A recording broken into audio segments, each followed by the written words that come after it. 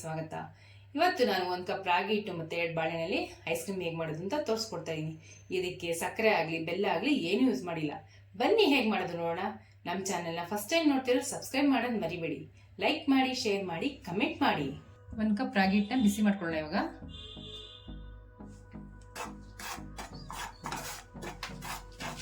Medium ಫ್ಲೇಮಲ್ಲಿ ಹಿಂಗೆ ಕೈಯಾಡಿಸ್ತಾ ಇರಬೇಕು.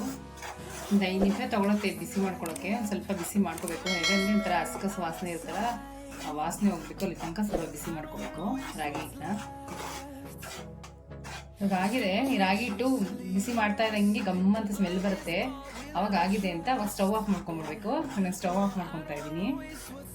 2 ಹಣ್ಣಾಗಿರೋ ಬಾಳೆಹಣ್ಣು ತೊಗೊಂಡಿದ್ದೀನಿ. ಇದನ್ನು ಕಟ್ ಮಾಡಿ ಇವಾಗ ಹಾಕೊತಾ ಇದ್ದೀನಿ.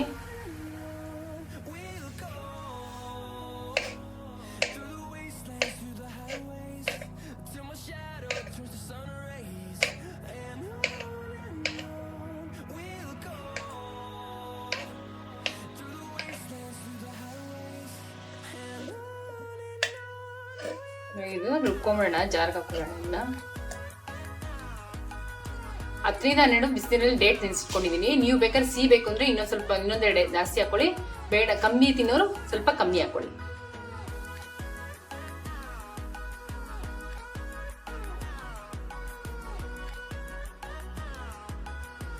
ಇವಾಗ ಒಂದು ಅರ್ಧ ಕಪ್ ಹಾಲು ತಗೊಂಡಿದ್ದೀನಿ. ಅದನ್ನು ಇದಕ್ಕೆ ಹಾಕೊತಾ ಇದ್ದೀನಿ. ಇವಾಗ ಇದನ್ನ ಗ್ರೈಂಡ್ ಮಾಡ್ಕೊಂಡ್ಬಿಡೋಣ. ನೋಡಿ, ಇಷ್ಟು ನೈಸಾಗಿ ರುಬ್ಕೋಬೇಕು. ಮತ್ತೆ ಇಷ್ಟು ಗಟ್ಟಿನೇ ಇರಬೇಕು. ನೀರು ಹಾಕೊಂಡು ರುಬ್ಬಾರ್ದು. ಆಲ್ರೆಡಿ ಬಾಳೆಹಣ್ಣು ಮತ್ತೆ ಹಾಲು ಎಲ್ಲ ಹಾಕೋದ್ರಿಂದ ಅದೇ ನೀರು ಬಿಟ್ಕೊಳ್ಳುತ್ತೆ. ಸೊ ಕರೆಕ್ಟಾಗಿರುತ್ತೆ ನೋಡಿ. ಇಷ್ಟು ಗಟ್ಟಿ ಇರಬೇಕು, ತುಂಬಾ ನೀರಾಗೂ ಇರಬಾರ್ದು. ಇವಾಗ ರಾಗಿ ಹಿಟ್ಟು ಬಿಸಿ ಮಾಡ್ಕೊಂಡಿದ್ವಲ್ಲ, ಅದನ್ನ ಮಿಕ್ಸಿಂಗ್ ಬೌಲ್ಗೆ ಹಾಕೊಂತಾ ಇದೀನಿ. ಇವಾಗೆಲ್ಲ ಮಿಕ್ಸ್ ಮಾಡ್ಕೊಂಡ್ಬಿಡೋಣ.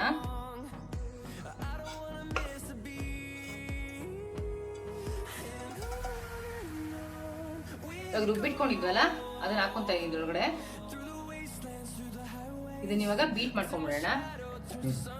ಇವಾಗ ಬೀಟ್ ಮಾಡ್ಕೊಂಡ್ಬಿಡೋಣ.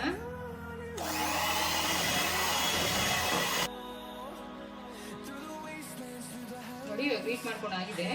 ಏನಾದ್ರು ಗಟ್ಟಿ ಅನ್ಸಿದ್ರೆ ಖರ್ಜೂರ ನೆನೆಸಿದ್ವಲ್ಲ ನೀರು, ಅದನ್ನ ಹಂಗೆ ಇಟ್ಕೊಂಡಿದ್ದೆ, ಅದೊಂದು ಸ್ವಲ್ಪ ಹಾಕೋಬೇಕು.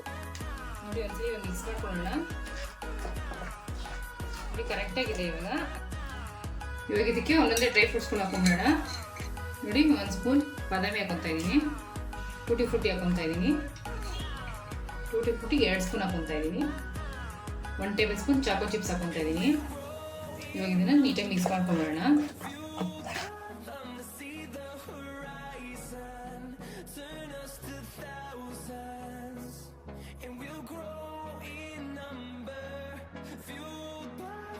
ನೋಡಿ, ಇವಾಗ ಇದನ್ನ ಈ ತರ ಒಂದು ಬೌಲ್ಗೆ ಬಗ್ಸ್ಕೊಂಡ್ಬಿಡ್ಬೇಕು.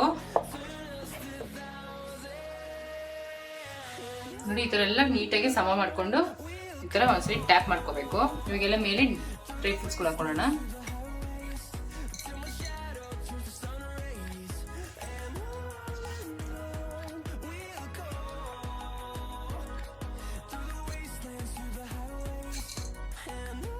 ಚಾಕೋ ಚಿಪ್ಸ್ ಹಾಕೊಂತ ಇದ್ದೀನಿ. ಅವರೇ ಟೂಟಿ ಫ್ರೂಟಿ, ಬಾದಾಮಿ ಮತ್ತೆ ಚಾಕೋ ಚಿಪ್ಸ್ 3 ಹಾಕೊಂಡಿದ್ದೀನಿ ಮೇಲೆ. ಇವಾಗ ಇದನ್ನ 3-4 ಅವರ್ ರೆಫ್ರಿಜಿರೇಟ್ ಮಾಡಬೇಕು. ಈ ತರ ಸಿಲ್ವರ್ ಫಾಯಿಲ್ ಸಿಗುತ್ತೆ, ಅದನ್ನ ಈ ತರ ಕ್ಲೋಸ್ ಮಾಡಿಬಿಡ್ಬೇಕು.